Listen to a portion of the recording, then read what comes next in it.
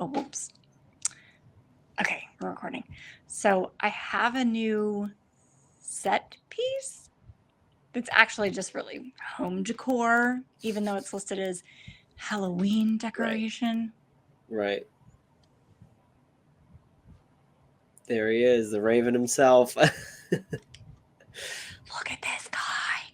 Look at those. Don't you just love this time of year you can buy Wait. Halloween decor? Little ASMR for our guests who like that sort of thing. Yes. I'm very excited about this guy. I would be. That's a score. That's a score. You know what? Well, I bought it the first time I saw it, so I've had it for 3 weeks, I guess. And yeah, so he's just making an appearance now. He's making an appearance now because I was like, oh yeah. So on this particular piece of my china cabinet, there's actually a sliding tray that comes out, almost like a serving tray. That's really convenient. Yeah, it's very convenient. So I just slid it out a little bit, plopped him up there. He looks great. It's a great background piece. I was really, really scared that I thought to myself, I'm like, this is amazing. It's actually not super spendy. Okay. You can't go wrong. I had a coupon, so even better. Yeah. I'll have to, for the next episode, get my Raven. Have it in the background. I shouldn't have gotten it, but well, it counts because it's all year decor. It's not Halloween decor. Right. It's all year decor, so and it will go in the office when it's not spooky season, because he's going to be on top of the china cabinet, looking down on all the ne'er-do-wells that come through. Me and the boys on the floor. Yeah. Elliot, who's currently in my lap, and Gabe is on a chair just a little ways. So if our dear audience does hear snoring, it's not me. And it's not me. It is one of our producers, Elliot, because he is getting I can feel the force field is dropping. Yeah, and once we start really getting into it, we're gonna bore him right to sleep. Yeah, he's just gonna go right out. That's it. Night. So with that thought in mind, let's get started. Alrighty.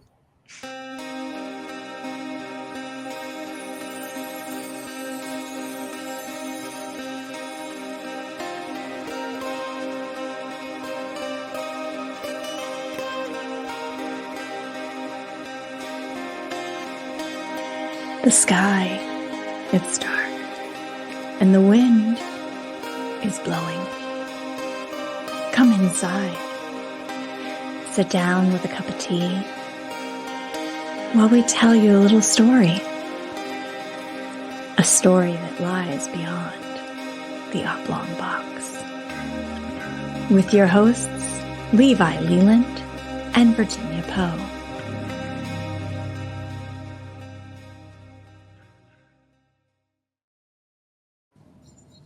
I have my tea this time. All right. Perfect. In my mug. I love it. Courtesy of my dear loves, Otter and Linda. You guys rule. Just saying.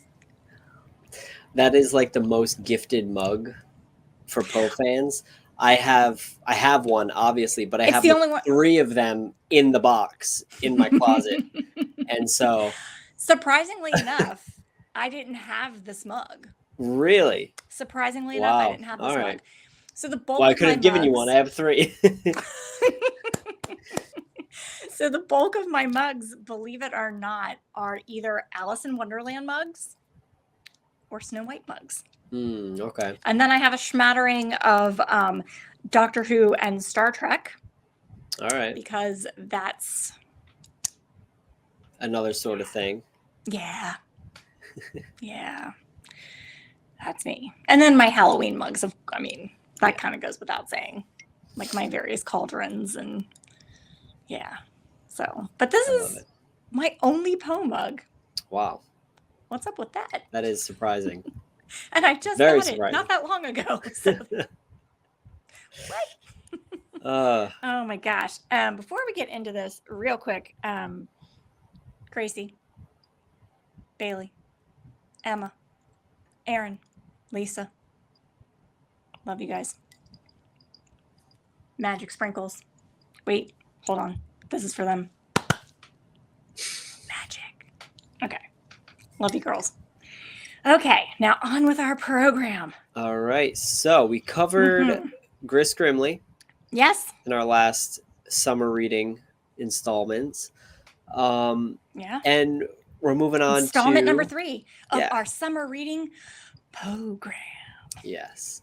And we're going to kind of accumulate a few books into one for this episode, but it's all in the same genre. In the same theme. Yeah, in the same theme, which is obviously Poe, but geared towards the real young readers. So yes, kids absolutely. Books, very like Grimley was kind of a kid's book, but a little edgy for a kid's book. But his was more illustrated. These are strictly kind of geared for the younger readers, right? Yeah, they're definitely geared for younger readers. They're softened up, yeah.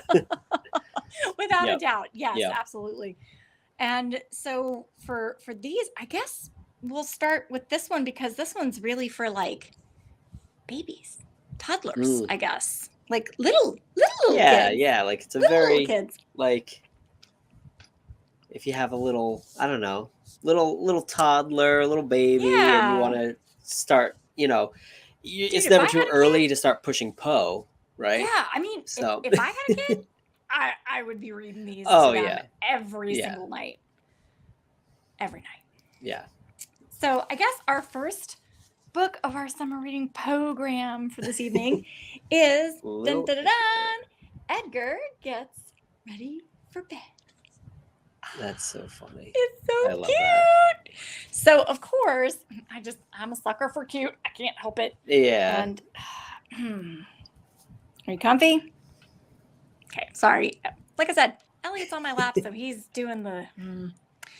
So this is the author's name is Jennifer Adams, and real quick about Miss Jennifer Adams, you can find her stuff at www.jennifer-adams.com. She has written, I think it's well over 50 books, and they're all for kids, which is really cool.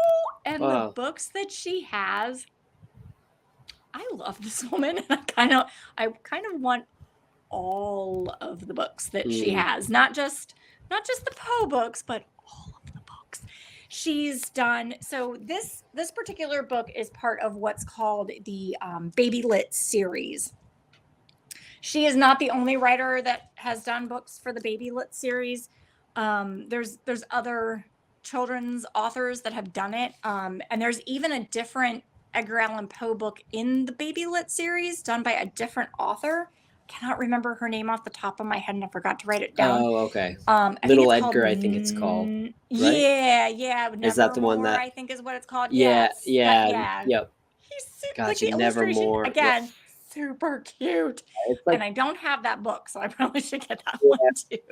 It's good to have them in your collection, even if exactly. You never know when you might have an opportunity to read to a kid, or that's true. It's just good to have. Plus, I mean, who are we to say we didn't kind of enjoy the books ourselves, right? A little bit. No, we can't. Mine is a little different. You have like the actual baby book, like the cardboard I have the actual pages. This one's more cardboard pages. Yeah, and this is more like picture book style. And that's more picture book style. And it is so cute. Like I love. It is cute. The house is like the Baltimore Poe house. The Poe house.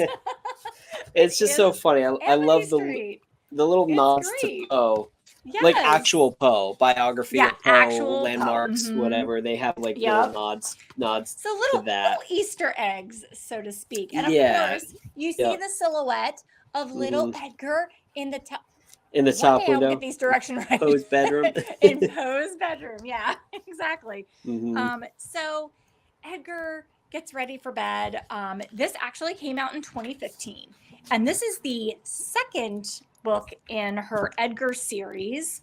The first one is 2014's Edgar and the Tattletale Heart. Which, how cute. This one's near and dear to me. Yes, yay. So you have all the picture book versions. Yes, well, the 3. So this one is funny because this is actually how I was introduced to these books, because I had initially got them to read to my niece and nephew, and they were much younger now. They're like 12 and 10 now, but when I got these, they were like 5. They were little. It was like a good, and this one specifically is little Edgar here breaks his mom's Poe bust. Yeah, that's right. And his little sister. What does he break? Yeah. And his little sister's like gonna tell on him, so obviously the Tattletale Heart. The Tattletale Heart. My niece and nephew had broken my Poe bust when I had lived with them for a time. Yeah, not bad. I was when I was moving, and they were playing around, and it was on the floor and it was on carpet, and one of them kind of leaned on it, and it chipped the shoulder off, and I'm like, oh God. It was luckily a very easy fix. I had doctored it all up real nice, plastered it, filled it in, sanded it, repainted it. You can't even tell, but my heart. I love the fact that this little Edgar and his little sister kind of like got into trouble breaking a Poe bust. And so, when I read that to my niece and nephew, they were like, oh, this sounds familiar. I'm like, yeah, doesn't it?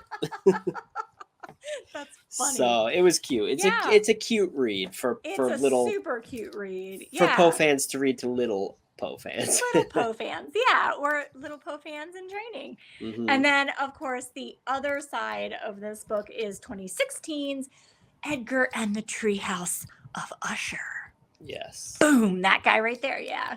Yep. I love that one. An obvious nod to the fall of the House of Usher. Of course, there's no direct, pulling from the actual stories, but they're kind of like themed to kind of fit that like Poe narrative.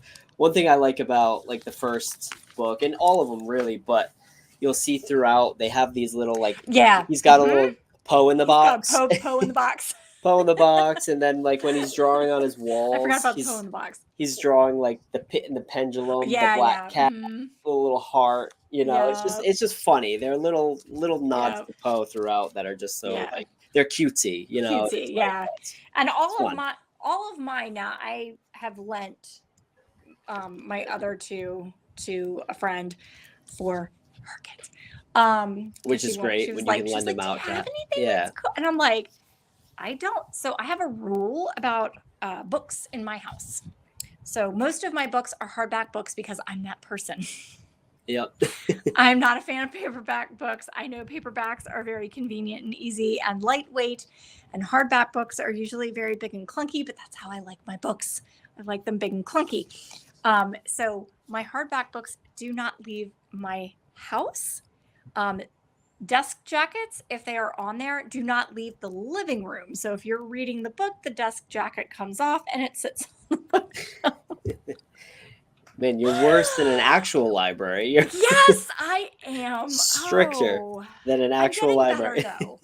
I'm getting better, I promise. I'm working on this. I'm getting better.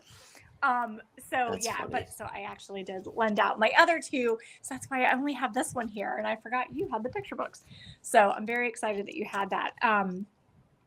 She's also done a lot of the other stories in the Baby Lit series. She herself, Jennifer Adams, she's done Around the World in 80 Days. She did Swan Lake, Sleeping Beauty, Emma, near and dear to my heart, Midsummer Night's Dream, Dracula, Frankenstein. I mean, and they're all part of this series. And I'm like, okay, I think I want that one and that one and that one and that one.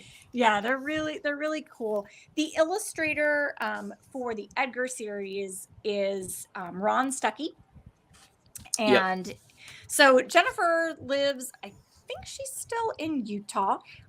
She graduated from the, she has her Master's of Fine Art in Writing for Children and Young Adults. And that's actually from the Vermont College of fine arts, and then she has her BA in English literature from the University of Washington.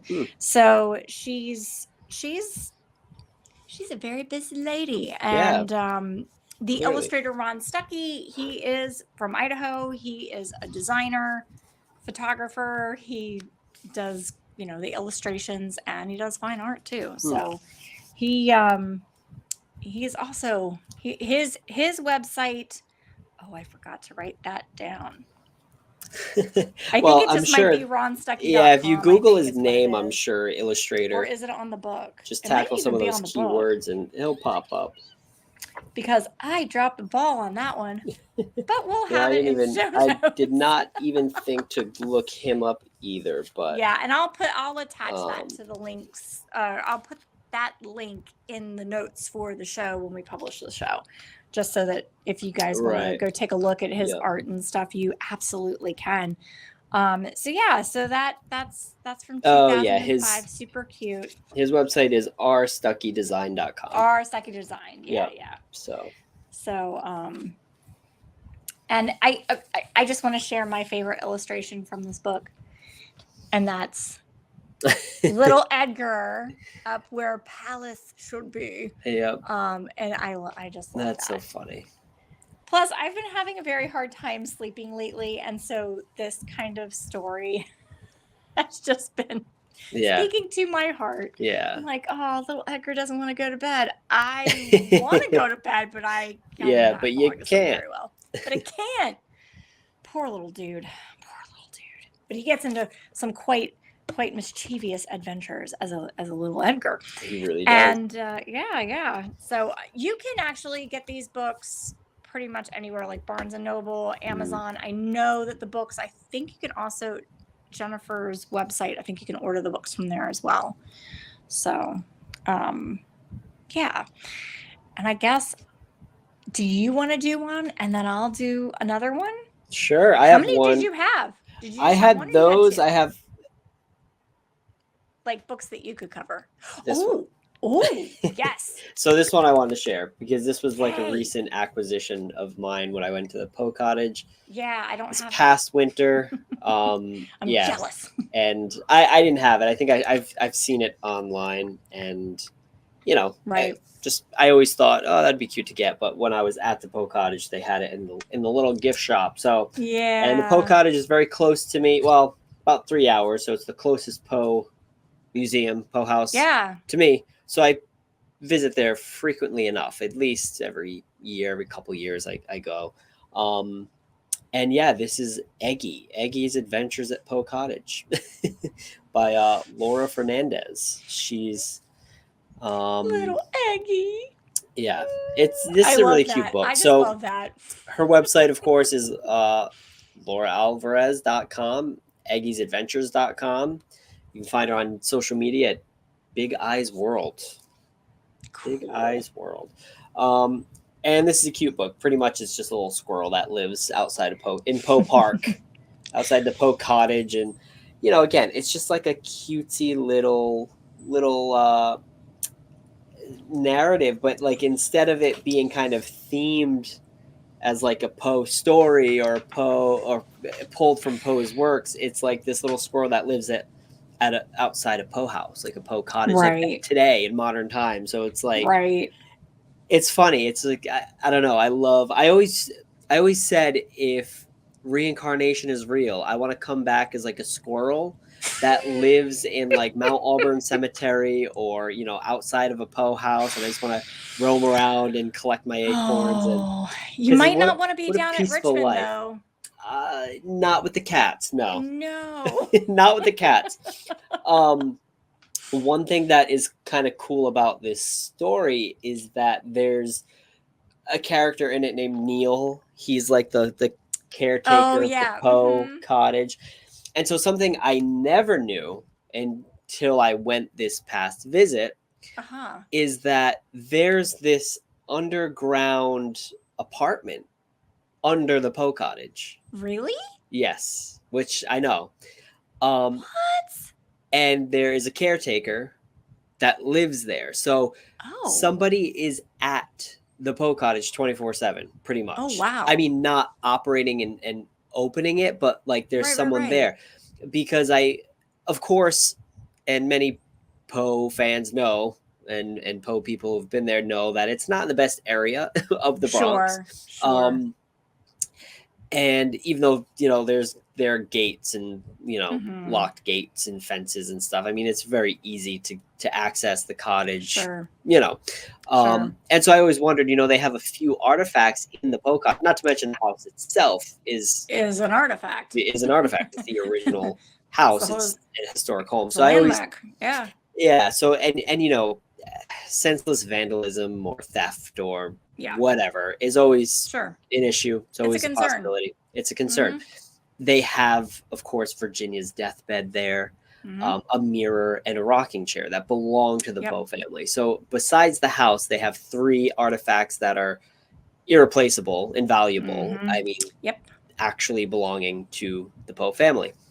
And so I always get nervous. I'm like, man, no one's, they just close up at 4 and that's it until for days at a time. So it's kind of nerve-wracking. But the gentleman there that's kind of now operating the whole museum, he kind of mentioned, he was like, well, there is someone that lives underneath and they're here 24/7. So that's crazy. If something were to happen, someone were to break in, vandalism, he's right there to call authorities, get the proper people notified, and scare away any potential, I don't know, misdoers. but isn't that interesting? That's crazy. I didn't know that. Never knew it. And it makes sense because if you look, and I kind of didn't notice it until he said it, there is like these little bottom windows that kind of are right at the ground level. Like basement windows for most houses. It's essentially like a basement, but there's no access from, the access points are kind of, you don't really know where they are, so it's kind of, we'll leave that a mystery. That's probably best that so we're not putting out there where the access points are. right. So I thought that was cool, but anyway, so in the little picture book, that's so cool.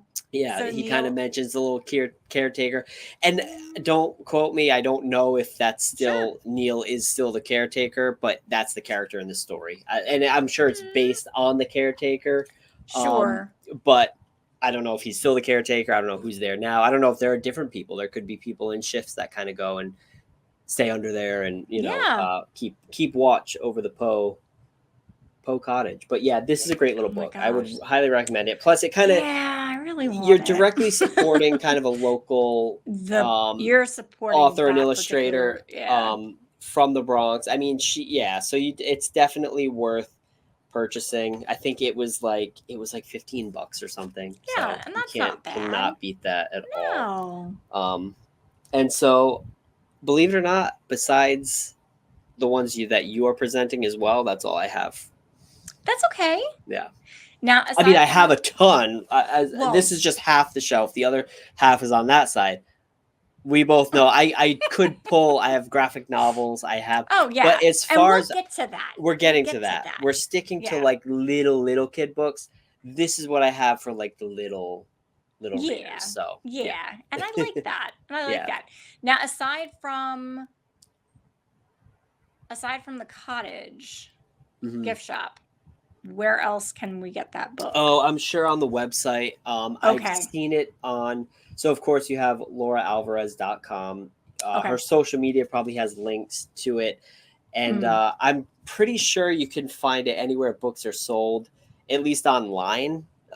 Sure. I don't think Barnes and Noble keeps this in stock, or probably not. As far as their brick and mortars. Yeah. You can find it anywhere online where books are sold online. But then, of course, you can get it directly from the cottage or from her website. So you're kind of directly supporting her. I don't know, how it works when you're kind of going through a third party, but yeah, worth it. so then, this last book that we're going to talk about tonight, I've had this book since it came out. It's very nostalgic. So have I, and I was like 13, I think. Yeah. I'm not going to comment to that. Well, so I'm not trying to age anybody, but yeah. It's very nostalgic for me because 2008, that's just right about when I was introduced to Poe. So books like this that came out, it was like, this was my first kind of, wow, this is so cool. And I'm learning about Poe. Like I picked this up not knowing a lot about him. Yeah. I mean? Exactly. So this is a really cool book. If anybody's ever seen the Egyptology, Piratology, Fairyology, which I have all three, because I'm a dork. And I love kids' books. I do. I love kids' books. I can't even explain why. I find a lot of and this is nothing against adult writers and people that write, adult-based fiction. I guess I'm just such a kid at heart. I love the way a lot of people who write for children write.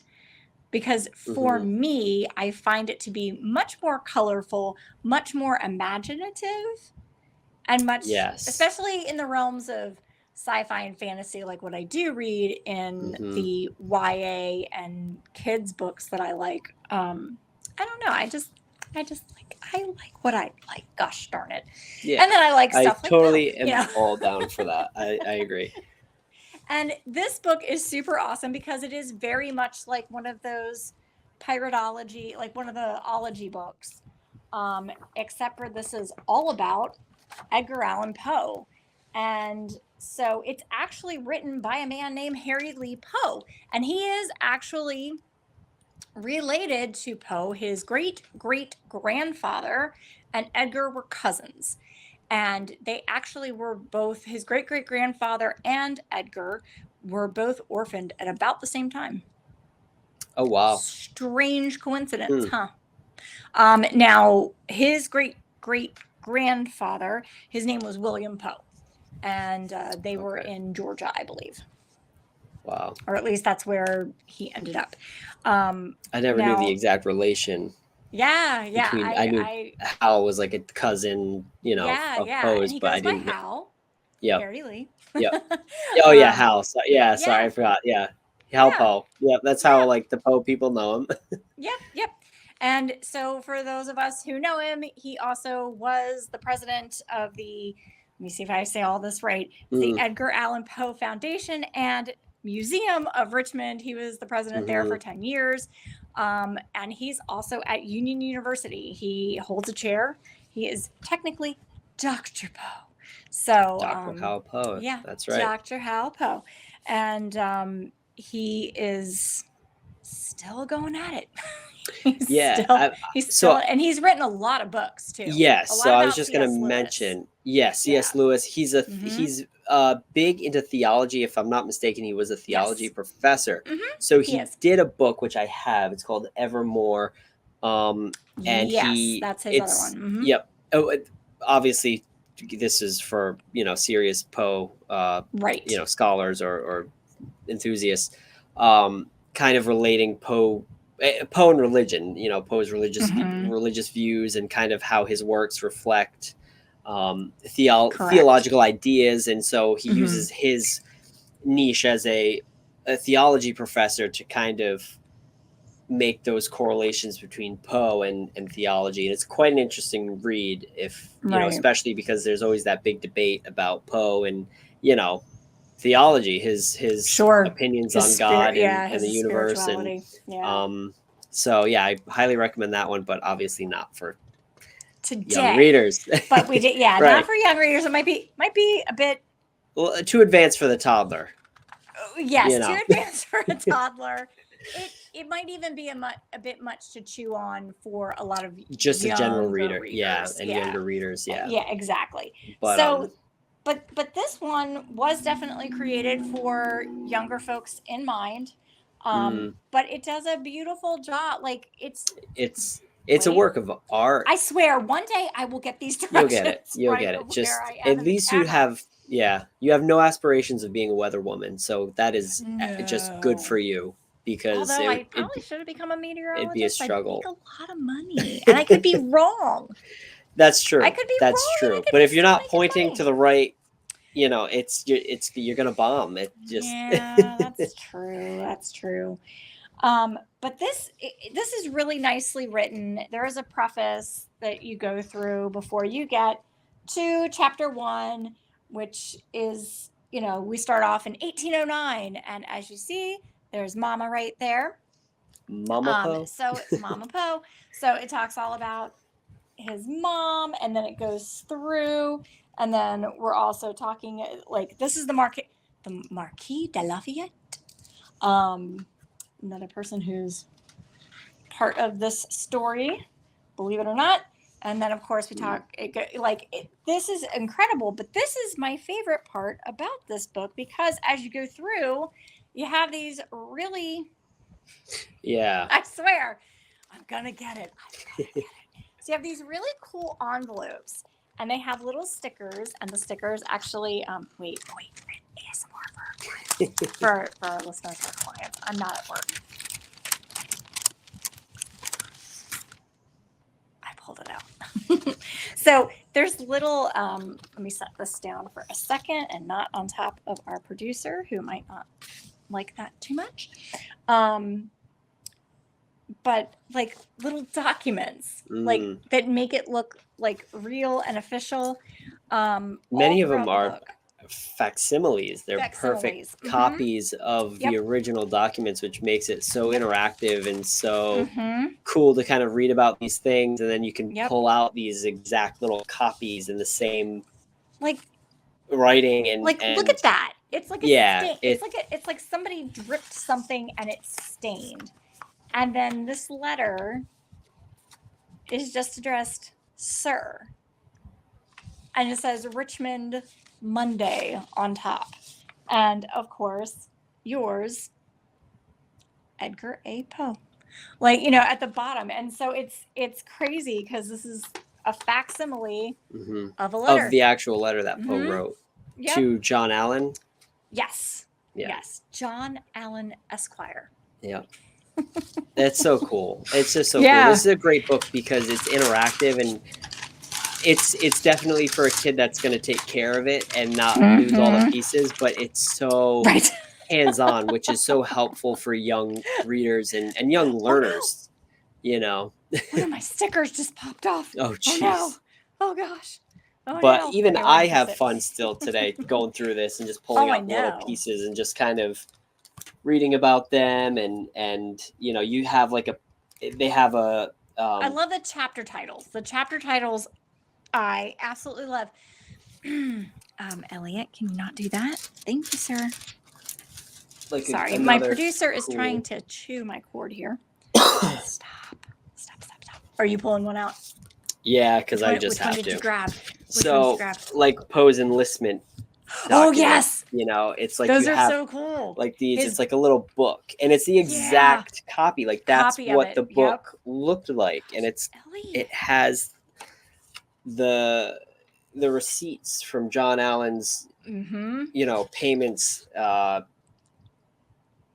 to the Manor House School. That's what this is. So this is one of them is for Poe's enlistment, and then these are little receipt books that John Allen kept, and so this you have Poe's enlistment paper, and this is a copy. This is what it looks like with the little tears in it and everything. Yeah, everything. Yeah, it's really so cool. Amazing, and of course Edgar A. Perry.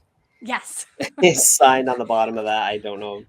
Edgar A. Perry, not Edgar. Not Edgar Poe, because he didn't want anyone to know. Yeah, but it's just so cool. It's in trouble.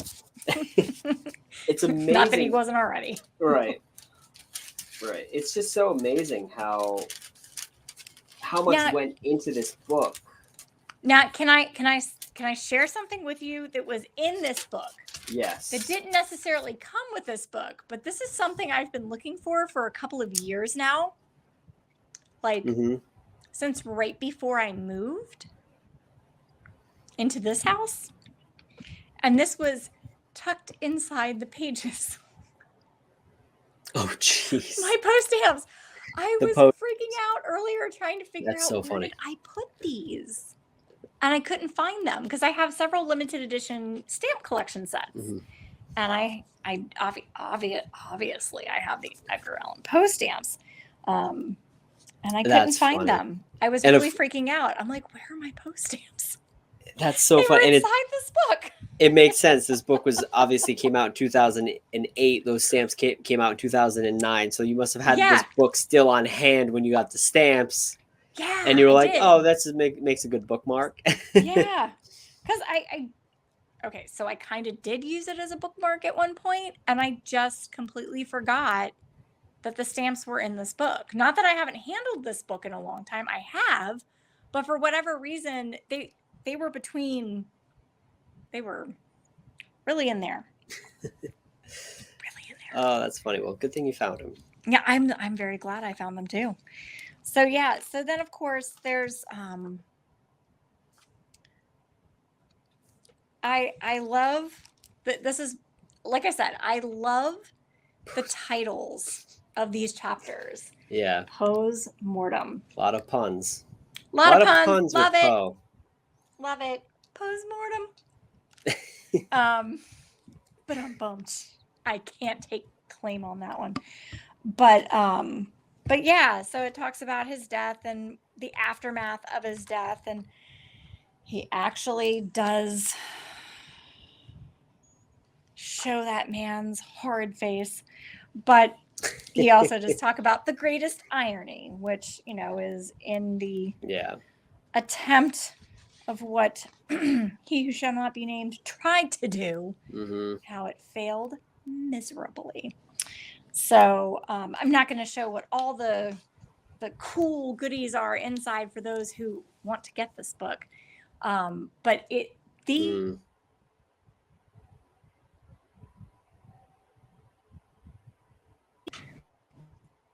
and she's sorry. There you go.